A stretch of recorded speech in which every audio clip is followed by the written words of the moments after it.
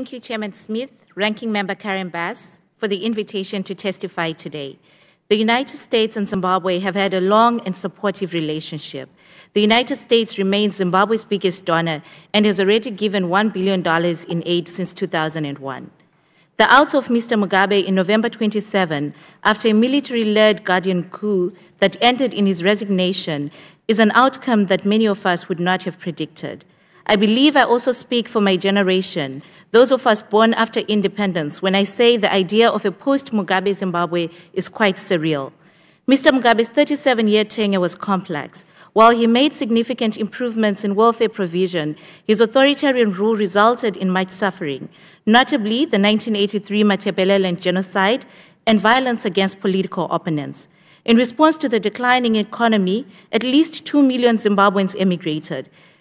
At least 80,000 of those found refuge in the United States. Zimbabweans in the United States are highly skilled, and many of them have been educated at top universities, including MIT, Harvard, and Yale.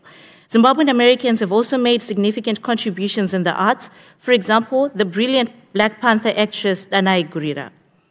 While Zimbabweans celebrated the change in the government, this quickly turned into alarm when the continued involvement of the military in otherwise civilian affairs. When I flew into the Harare International Airport in early December, soldiers required everyone arriving to show our IDs. This was new for Zimbabwe. It is unlikely that an unreformed ZANU-PF government will usher in a democratic system. It is also unlikely, following the death of Morgan Tsvangirai, that a divided opposition climate will spur democratic growth. It is my expert opinion that additional government-to-government aid and investment will not solve Zimbabwe's problems in the absence of significant reforms that address elections, corruption, and economic development. While President Mnangagwa has stated his commitment to free and fair elections, state media is heavily controlled by the ruling party. Democracy cannot thrive when the media is stifled. State institutions such as the police and the military remain partisan. The peacefulness of the 2018 election is that at risk.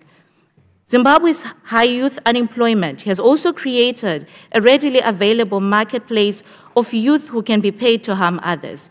Inter-party violence is also a growing concern.